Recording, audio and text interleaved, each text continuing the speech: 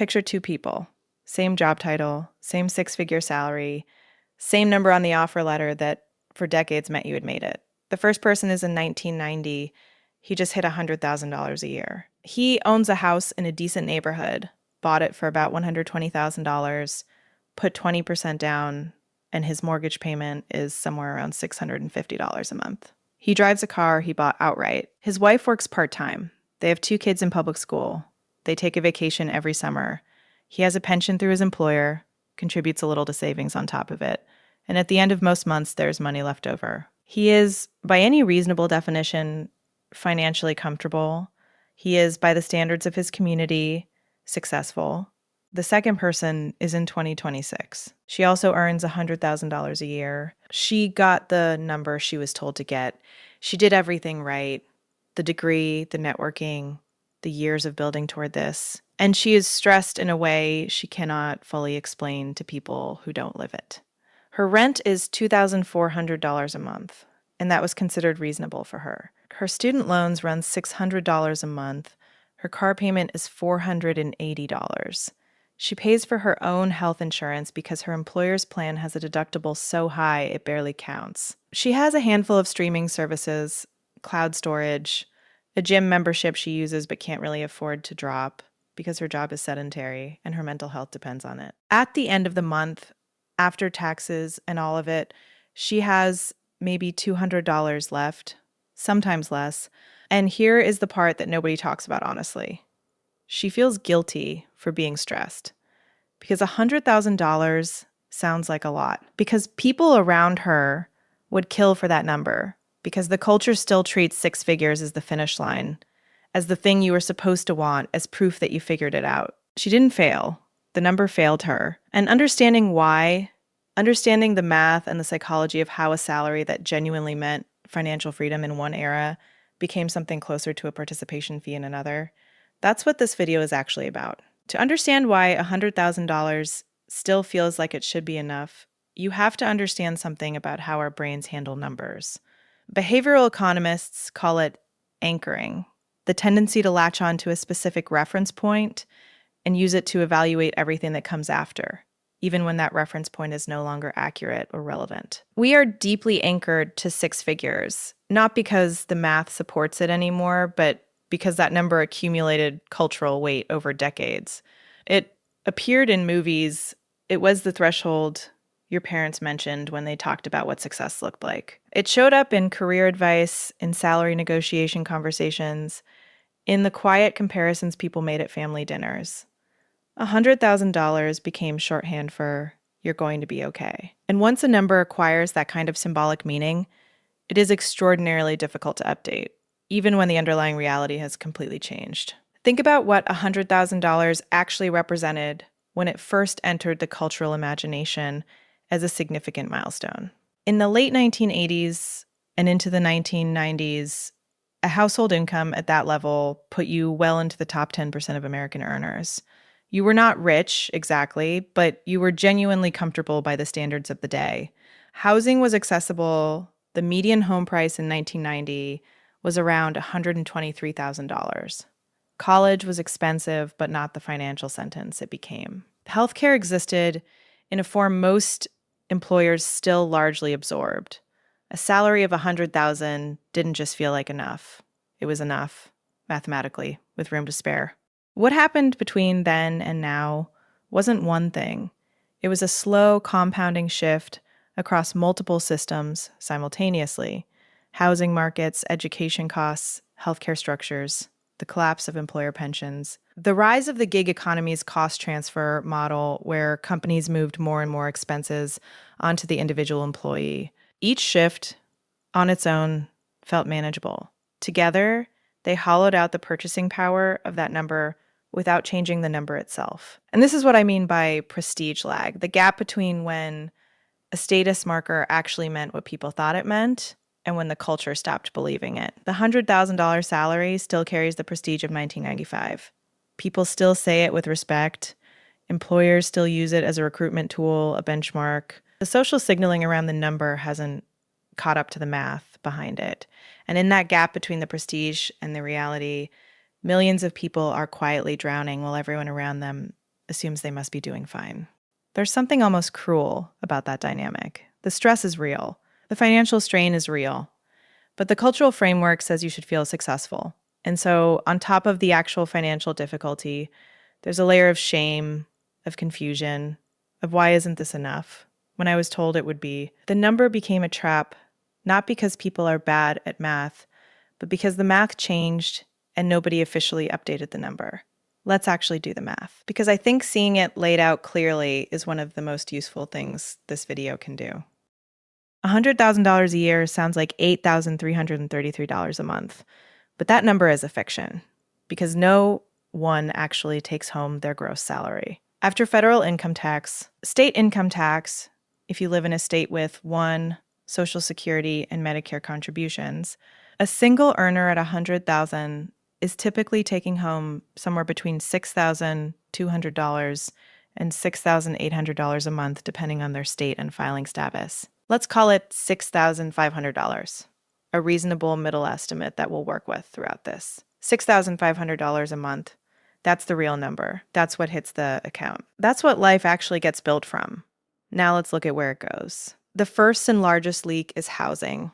The conventional financial guideline, the one you'll see in almost every budgeting framework, says to spend no more than 30% of your gross income on housing. At $100,000 a year, that's $2,500 a month. But in nearly every major metropolitan area in the United States and in many mid-sized cities, $2,500 a month for a reasonable 1 or 2 bedroom apartment is either at the absolute floor or simply not achievable. In New York, San Francisco, Boston, Seattle, Los Angeles, Miami, and increasingly in places like Austin, Nashville, and Denver, a modest apartment in a safe neighborhood runs $2,800 to $3,500. A mortgage on a starter home, factoring current interest rates and home prices that have roughly doubled since 2019, in many markets looks similar or worse. So the person taking home $6,500 a month is spending $2,800 to $3,200 on housing alone. That's 43 to 49% of their take-home pay on one line item. The guideline said 30. The market says otherwise. That leaves $3,300 to $3,700 for everything else. Food, transportation, insurance, debt payments, utilities, clothing, and any savings or investment. In many cities, that math simply doesn't close. It requires either going into debt, depleting savings, or a level of austerity that most people with professional jobs and some degree of social life cannot realistically sustain long term. The second leak is what I think of as the convenience tax, and this one is less obvious, which makes it more insidious. Modern professional life increasingly requires spending money in order to earn money. Fast, reliable internet isn't optional if you work from home or in a hybrid role. It's infrastructure. The ability to order food when you're working late or exhausted after a 12-hour day isn't laziness. It's a time tax on a lifestyle where every hour has been monetized. Paying for childcare so that both parents can work. Paying for a reliable car or car service, because public transit in most American cities doesn't reliably connect residential neighborhoods to employment centers. Paying for therapy or medication because the pace and pressure of professional life carries a psychological toll. These aren't luxuries, they're the scaffolding that makes the income possible. But they don't show up in the salary number. They come out of the take-home pay after it's already been taxed, which means they cost even more than their sticker price in terms of actual earned hours. And then there is what I think is the most quietly revolutionary financial shift of the last 15 years, the subscriptionification of everything. I want to stop here for a second, because I think this point deserves a little historical context. That might genuinely surprise you. In 1970, the median American home cost about $17,000. Now adjust that for what a $100,000 salary meant relative to median income, and that home represented roughly 1.5 years of gross earnings for someone at the top of the middle class. Today, the median home price nationally is over $400,000.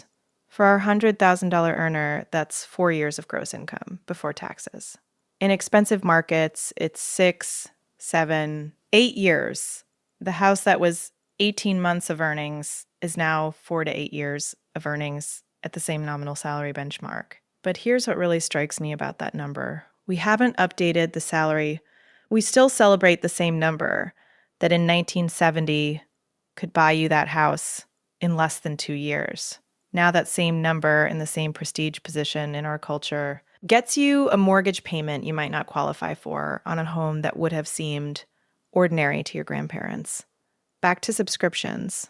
There was a time, not that long ago, when you bought software once. You bought a CD, you installed it, you owned it, you bought a car, and you owned it until it stopped running. You rented a movie at Blockbuster for $2, and you were done. Entertainment, tools, transportation, music, these were things you purchased and kept. That model has almost entirely collapsed. Software is now a monthly fee. Music is a monthly fee. Television is 3 or 4 monthly fees depending on where the shows you want to watch are distributed. Cloud storage is a monthly fee.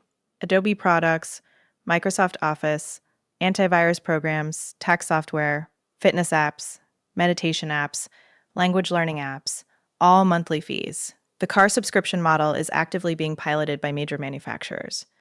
Each individual subscription is priced to feel trivial. $9 here, $14 there, $6.90 for the one you use occasionally.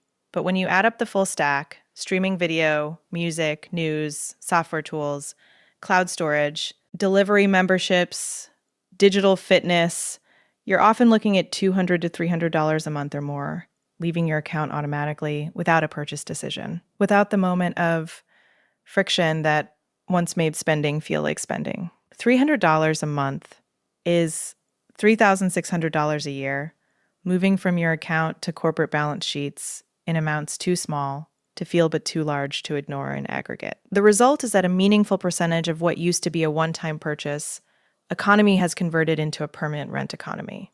You don't own the things you use. You access them indefinitely for a fee, and the psychological effect of that shift is real.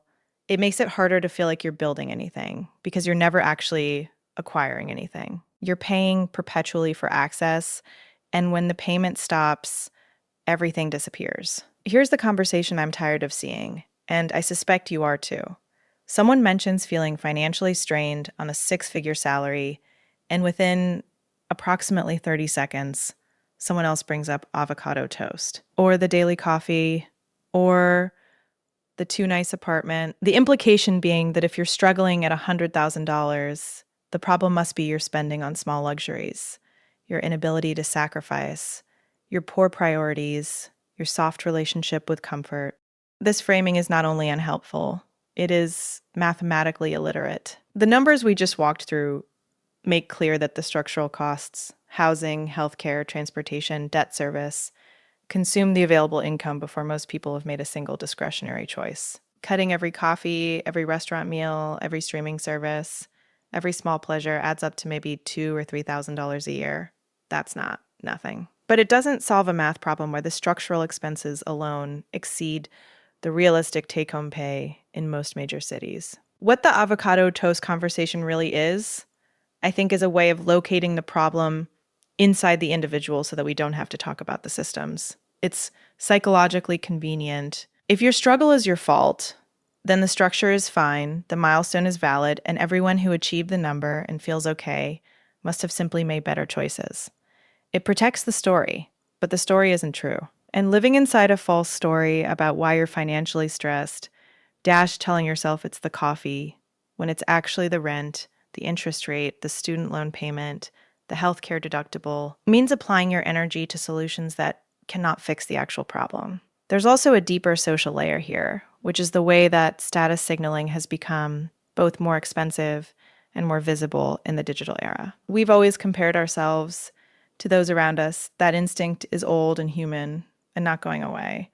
But the radius of comparison has expanded dramatically. You're no longer benchmarking against your neighborhood or your social circle. You're benchmarking against a curated version of everyone you've ever met, plus thousands of strangers, all presenting the most polished version of their financial life on platforms designed to surface the most aspirational content.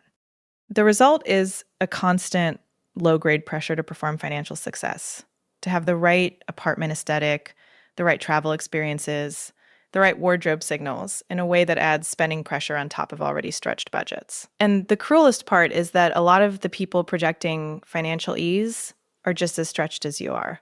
The performance isn't evidence of comfort. It's often a response to the same underlying anxiety expressed outward rather than inward. What actually constitutes financial health in any meaningful sense isn't the gross income, it's the margin, the gap between what comes in and what goes out. Consider this. Someone earning $60,000 a year in a lower cost of living city with no student debt, minimal fixed costs, and $2,000 of surplus per month. That person has more genuine financial freedom than the $100,000 earner in an expensive city with $200 left at the end of the month. The $60,000 person can make choices. They can save. They can take a lower stress job if they need to. They can absorb a financial shock without going into debt. The $100,000 earner is one unexpected expense from financial instability, regardless of what the number on the offer letter says. Margin is the real wealth metric, not the title, not the gross, not the prestige of the number. So what do you actually do with this understanding? Because I don't want to leave you with a clear picture of a problem and no sense of what a different approach might look like. The first and most foundational shift is geographic and structural.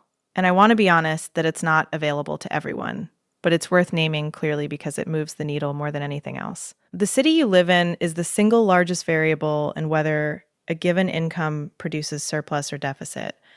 Two people with identical salaries and spending habits can have wildly different financial outcomes based purely on their housing market. If your income allows for any geographic flexibility, treating that as a financial lever rather than a lifestyle constraint is one of the most significant mathematical moves available to you. The second shift is what I'd call aggressive essentialism in your fixed costs. Not frugality for its own sake, not the denial of every comfort, but a ruthless prioritization of which fixed monthly commitments you've consented to versus inherited. Subscriptions, memberships, payment plans, recurring charges, these accumulate quietly and stay until you actively remove them. A periodic deliberate audit of every dollar leaving your account automatically is not a budgeting trick. It's a reclamation of decisions you already made, but may have forgotten you were still making. The third is perhaps the most psychological. Decoupling your sense of progress from your gross income. This is harder than it sounds because the culture, employers, LinkedIn, family conversations reinforces gross income as the primary scoreboard.